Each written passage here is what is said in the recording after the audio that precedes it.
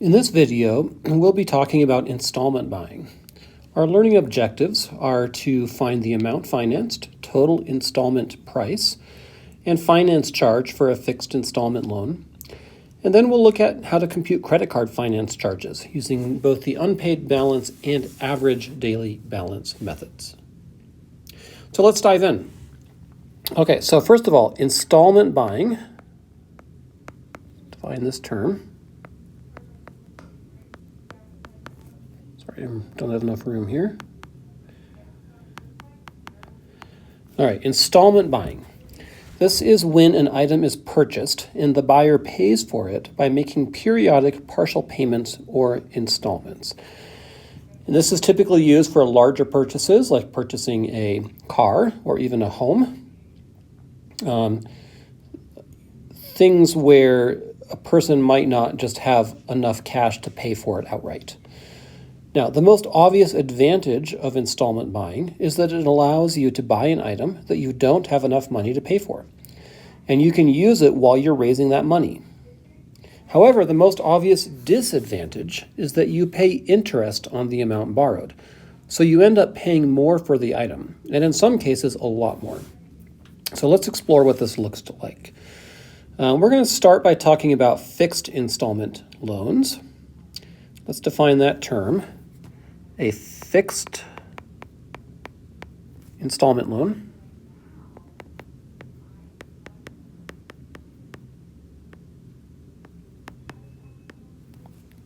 let me try to do that a little better.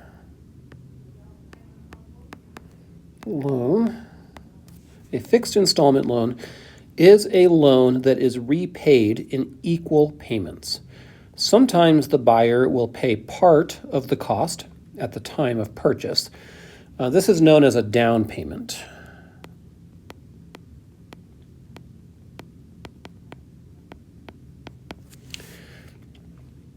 So the box below contains the other key terms that we will use to describe this wonderful world of installment loans. The amount financed is our first definition here. Sorry about that.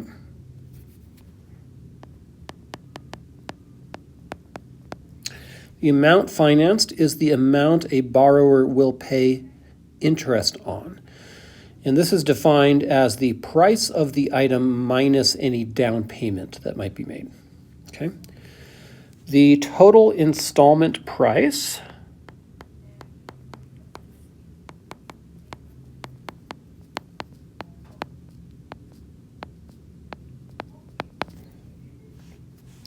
again, let me just,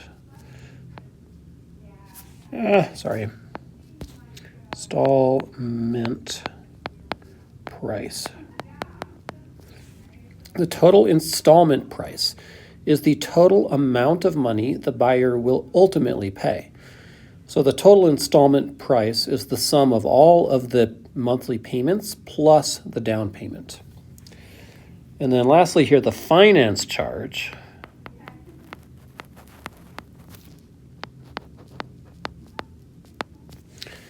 is the interest charged for borrowing the amount financed. So the finance charge would be the total installment price minus the price of the item. Whatever's left over, the extra there is the finance charge. So let's go over an example where we calculate all of these things, these items. So example 1, calculating information about a car loan. Let's say that Kat bought a 2-year-old Genesis for $24,650. Her down payment was $6,000, and she will have to pay $414 for 48 months. So we want to find the amount financed, the total installment price, and the finance charge. Okay, so let's get started. Let's start with the amount financed. Okay. This is the amount that she borrows. Okay. And this is going to be the cash price minus the down payment. Cash price minus the down payment.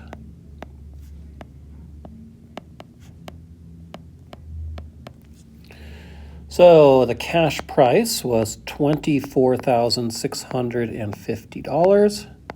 The down payment was $6,000. The difference between those is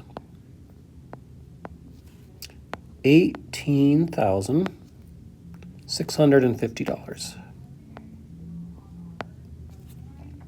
Okay, so that is the amount financed. $18,650. Okay,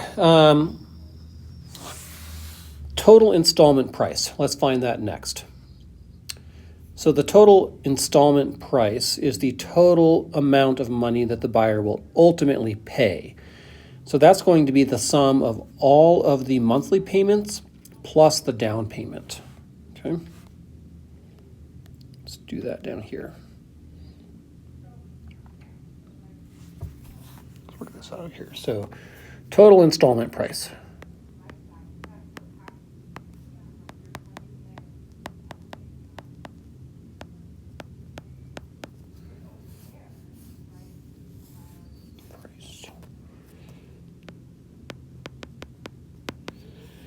Okay, this is going to be the total of the monthly payments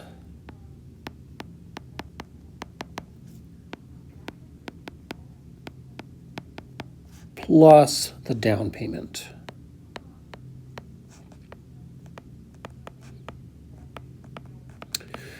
For the monthly payments, we're told that she was paying $414 for 48 months. So that will be 48 times 414. And then we add to that the down payment, which is $6,000. If you pull out your calculator to calculate that, you would get $25,872. All right, so we have now found the amount financed and the total installment price. Now we want to find the finance charge. The finance charge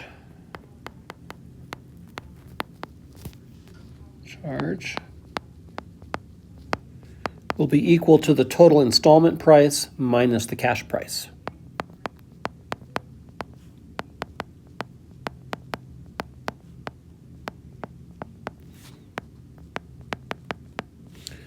Minus the cash price.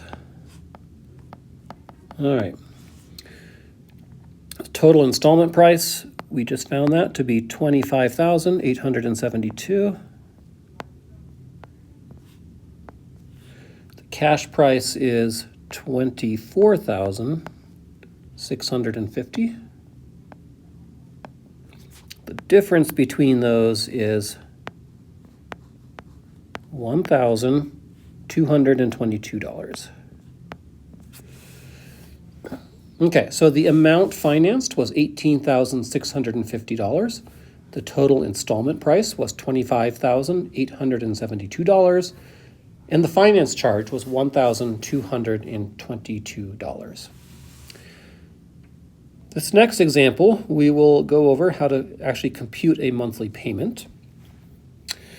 So let's say that after a big promotion, a young couple bought $9,000 worth of furniture. The down payment was $1,000. The balance was financed for 3 years at 8% simple interest per year. So let's find the amount financed. Then we want to find the finance charge, which is the amount of interest paid. And then the total installment price, and then the monthly payment.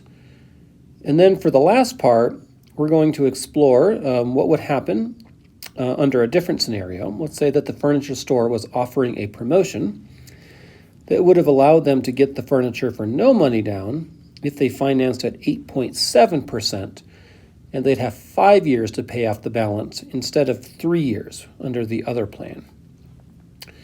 So we would want to look at that and then answer the questions. Would they pay more or less in the long run? By how much? what would be the difference in the monthly payment, and what are some factors that would go into deciding which offer to take. So let's take these one at a time. Let's start with A. Okay. Find the amount financed, okay, under these terms up here, okay? So the amount financed is the price of the item minus the down payment, okay? Amount financed, price of item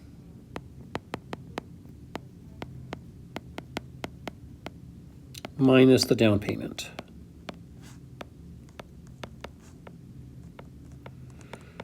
The price of the item was $9,000. The down payment was $1,000. So the amount financed is $8,000. Okay, moving on to B, find the finance charge, which is the amount of interest. So it says the balance was financed for 3 years at 8% simple interest per year. So to find the finance charge, we will use the simple interest formula. I equals PRT. The principal is the amount financed, which we just found that to be $8,000. Let's do it this way, sorry. 8,000. That's multiplied by the rate, okay, the interest rate, which is 8%. Sorry, my electronic pen is giving me some issues here. 8% as a decimal is 0.08. And then the amount of time, that's 3 years. Okay. So if you do this calculation, you'll get a finance charge of $1,920. Okay, so that's B. Now we'll come down here to C, find the total installment price. The total installment price would be the total amount of money ultimately paid, and that's going to be the cost of the furniture plus the interest, plus the finance charge, adding those together. Okay? So, total installment price. This is just the total amount of money spent, which is the cost of the furniture, $9,000, plus the interest or the finance charge, which is $1,920. Okay, if we add those together, we get $10,920 as the total installment price. Okay, D, find the monthly payment. Okay. To calculate the monthly payment, what we do is we simply divide the amount financed plus the finance charge, and we divide that by the total number of months. Okay. So if we look at the description, it says 3 years. Well, there's 12 months in a year, so that's a total of 36 months. So there's going to be 36 payments. The amount financed is $8,000. The finance charge is $1,920.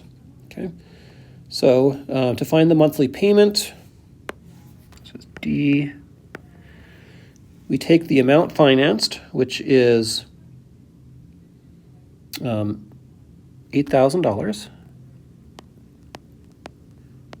and we add the finance charge, which is $1,920, and we get $9,920. So this is the amount of money that gets paid off over the course of the 36 months. So I'm going to divide this by 36. So the monthly payment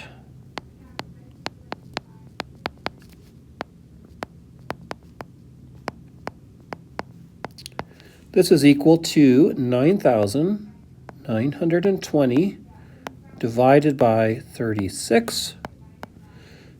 Sorry about that. Dang it. That is equal to $275.56. Okay. So in summary, the amount financed is $8,000. Okay, right here. The finance charge is $1,920. The total installment price is $10,920. And the monthly payment would be $275.56. Now let's consider this Part E scenario.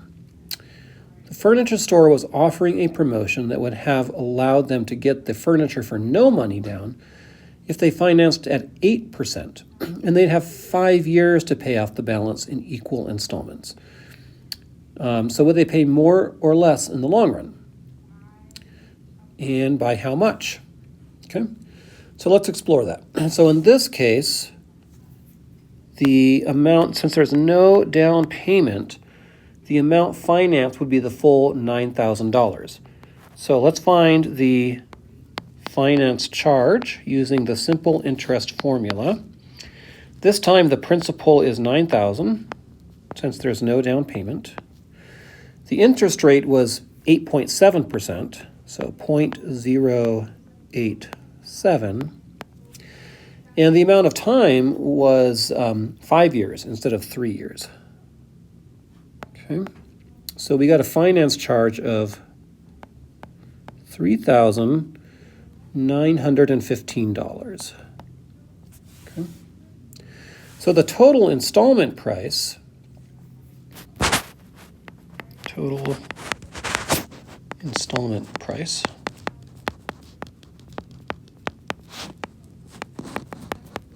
the total amount of money spent is going to be the $9,000, the cost of the furniture, plus the finance charge, which was $3,915. And that works out to $12,915 total. Okay. So since there was no down payment, the monthly payment would be this full amount divided by 60 payments, because now we're talking 5 years. There's 12 months in a year, so 5 times 12 is 60. So the monthly payment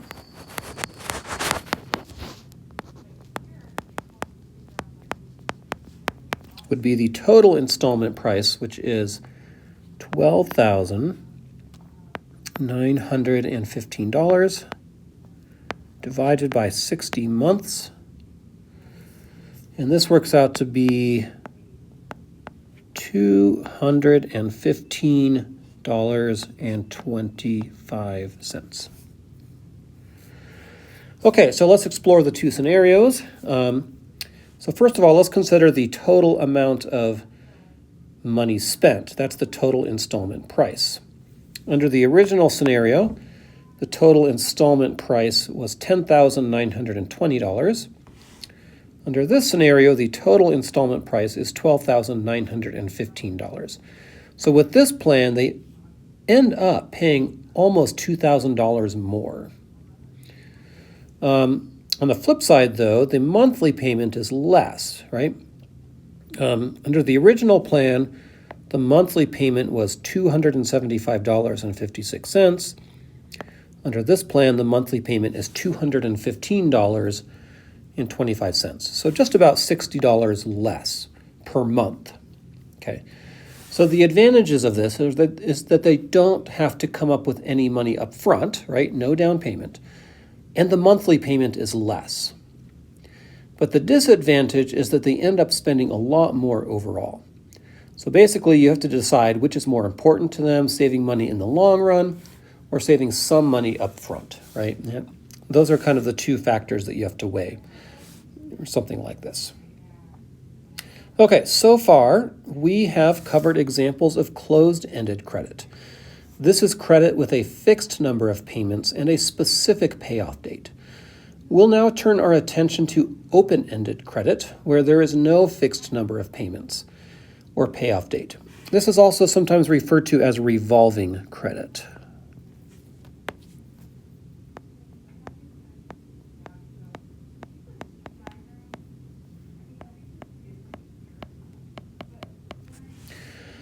So by far, the most common example of this is credit cards. In theory, credit cards are awesome. You don't have to worry about carrying cash or getting a pocket full of coins that you don't want in change. But of course, if you're not vigilant about paying your cards off every month, then you're going to pay interest. And it can end up being a lot of interest if you're not careful. So you don't want to end up paying a small fortune in interest. Now, since more and more people use credit cards for convenience, an understanding of open-ended credit is important, right? So specifically, when you do pay interest on a credit card, how is that interest calculated? So the next thing we'll do is we'll study how the interest on a credit card is calculated using the two most commonly used methods. The first method that we'll use is the unpaid balance method. So with the unpaid balance method,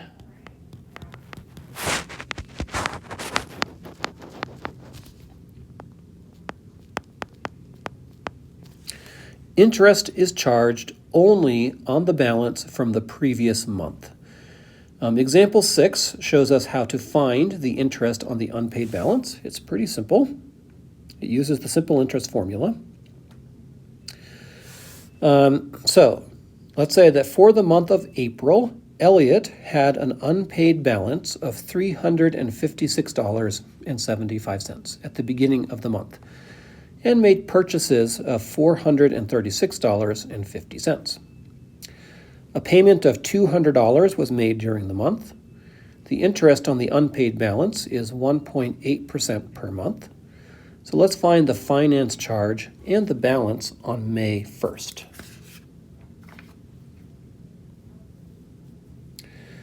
So let's come down here for our solution. Step 1 is to find the finance charge on the unpaid balance using the simple interest formula.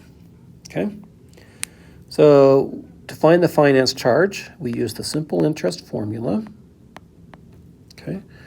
And the principal in this case is the unpaid balance, which is the $356.75, the balance at the beginning of the month, the beginning of April. Okay, so that's the principal. So $356.75. The interest rate is 1.8% per month. Okay, so and in decimal form, that's 0.018. And we want to find the interest over the course of 1 month. So the time would be 1 for 1 month. Just want to point out that the units of the rate, the time units of the rate and the time units here, they have to match. So because this is 1.8% per month, then the time that we plug in for t has to be in months. Okay. So that will work out to be $6.42, rounded to the nearest cent. So that's the finance charge. Okay, so then step 2, it says to find the balance on May 1st. Okay. So the new balance, well, that's going to be the unpaid balance plus the finance charge plus any purchases minus any payments. Okay? So what that's going to look like is this. New balance. This is going to be the unpaid balance, $356.75, plus the finance charge, plus the purchases of $436.50,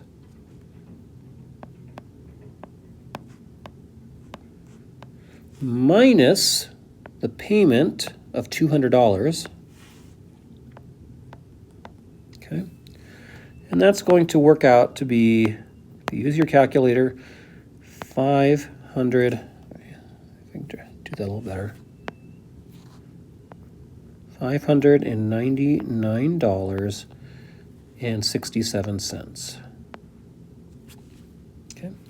So that's the new balance as of May 1st, $599.67. So that's how the finance charge is found using the unpaid balance method. Another method that some credit cards use is the average daily balance method. Some credit card companies prefer this because if your credit card company uses the unpaid balance method, then you'll never pay any interest if you pay off your balance in full each month. That's not good for the credit card company, right? They like it when you pay interest because that gives them money, right? So if you're responsible, then that means the credit card company gets less money. So some credit card companies, to kind of compensate for this, they will charge an annual fee for the use of the card. But then another way for them to make money from all users is to use the average daily balance method.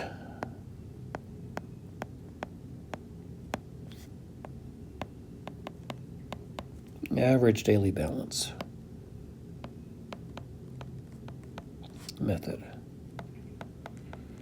Okay. For computing the finance charge. In this method, the balance for each day of the month is used to compute an average daily balance, and the interest is computed on that average. So in effect, consumers start paying interest on the day they make a purchase. So let's go over an example of how this method works. Let's say that Betty's credit card statement showed the following transactions during the month of August. Right? So August 1, we have a previous balance of $165.50. August 7, some purchases were made, totaling $59.95. August 12, some purchases were made, totaling $23.75. On August 18, a $75 payment was made.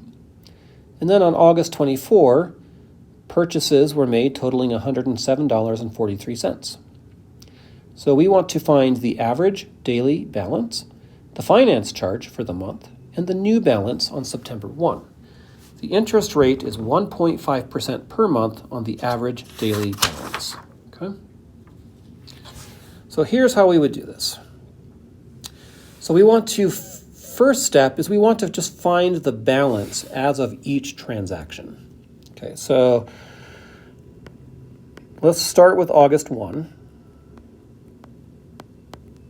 On August 1, the balance was $165.50. And then we're going to put down the date of every time the balance changes, right? So on August 7, the balance changes because some purchases were made. So the new balance will be $165.50 plus the purchases, $59.95. And that equals $225.45. August 12.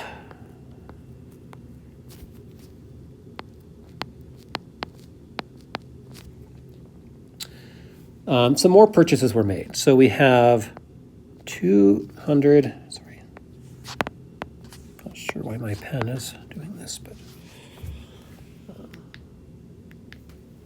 so we have the 225.45 plus the purchases of $23.75. Okay, which results in $249.20. $249.20. Okay. Then we have August 18. August 18, a payment was made, right? So here the balance gets reduced. So we've got $249.20 minus the $75 payment. And I apologize for the writing. It's not that my handwriting is terrible, it's that my electronic pen is having some trouble. So I'm trying to do the best I can here. So this works out to $174.20. And then finally, August 24.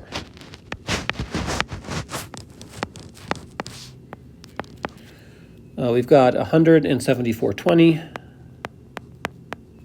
and we add in purchases of $107.43 to get $281.63. Okay, so I'm going to come down here and I'm going to rewrite these dates. So we've got August 1, I'm going to abbreviate it this time, August 7, August 12,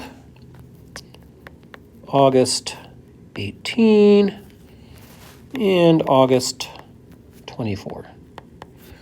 And then I'm going to put the balance for each of these days, right? On August 1, the balance was $165.50. On August 7, the balance was $225.45. On August 12, the balance was $249.20. On August 18, the balance was $174.20. On August 24, the balance was $281.63. Okay, so this is the balance, okay, on each day. And then I want to put another column, I'll label this days. And in this column, I want to put the number of days that this balance remained unchanged, right? So from August 1 until August 7, the balance remained $165.50. That's a total of 6 days. It's always going to be this number minus this number, 7 minus 1, right? So it stayed that way on August 1, August 2, August 3, August 4, August 5, and August 6. A total of 6 days. It wasn't until August 7 that it changed, right? So on August 7, the balance changed to $225.45, and it stayed that new balance for 5 days. From August 7 to August 12, again, 12 minus 7 is 5, so that's where I get that number. On August 12, the balance became $249.20, and it remained unchanged for 6 days. Okay? 6 days, 18 minus 12 is 6. Okay. And then on August 18, the balance changed to $174.20, and it remained that for 6 days. Again, because 24 minus 18 is 6. Okay. And then the last $281.63, it remained that for 8 days. And that's because there are 31 days in the month of August. So 31 minus 24. And then you add in one extra day. So it's basically, so let's see, it's 24, 24th, 25th, 26th, 27th, 28th, 29th, 30th, and 31st, right? So those remaining 8 days of the month, it stays constant. Okay, then what we do is we take, for each individual balance, we multiply the balance times the number of days. Okay, so we'll do another column over here. We got 165.50 times 6. That equals 993. Then here we have 225.45 times 5. That's equal to 1,127.25. And here we have 249.20 times 6. That is equal to 1,495.20. Here we have 174.20 times 6, and that's equal to 1,045.20. And then finally we have 281.63 times 8. And that equals $2,253.04. Okay. So then what we do is we add up the total number of days. These add up to 31. There's 31 days in the month of August. And we add up all of the numbers in this column over here. Add up all these numbers. They add up to $6,913.69. Okay. So then the average daily balance, average daily balance is going to be this number right here divided by this number right here. Okay, so 6,913.69 divided by 31, rounded to the nearest cent, gives us an average daily balance of $223.02. So then to find the finance charge, we use the simple interest formula, but the principal is the average daily balance. Okay, if we go back up here, it says the interest rate is 1.5% per month on the average daily balance. Okay. So to find the finance charge, I equals P times R times T. Principal is $223.02. The interest rate was 1.5% per month, and the time period was 1 month. So that works out to be $3.35. And then the last thing we were asked to find is the new balance. Well, the new balance is simply the balance at the end of the month plus the finance charge. So it would be $281.63 plus the finance charge. Okay. So new balance is equal to $281.63 plus the finance charge, $335, which equals $284.98. Okay. So the average daily balance is $223.02. The finance charge is $3.35, and the new balance is $284.98. So this procedure for finding the average daily balance is summarized right here. Step 1, find the balance as of each transaction. Step 2, find the number of days for each balance. Step 3, multiply the balances by the number of days and find the sum. Step 4, divide the sum by the number of days in the month. Step 5, find the finance charge, multiply the average daily balance by the monthly rate. And then step 6, find the new balance. Add the finance charge to the balance as of the last transaction. It's definitely a good idea to check with your credit card company to see what method it uses for computing finance charges. If it uses the average daily balance method, you will end up paying interest even if you pay off the full amount each month. Although I think some credit cards may offer like a grace period or something before you start paying interest. Typically, when you get your credit card in the mail, it comes with a document that explains all the terms and conditions. So if you read over that carefully, it should somewhere in there tell you which method is being used. Okay, we'll stop here. That wraps up this video. So thank you for watching.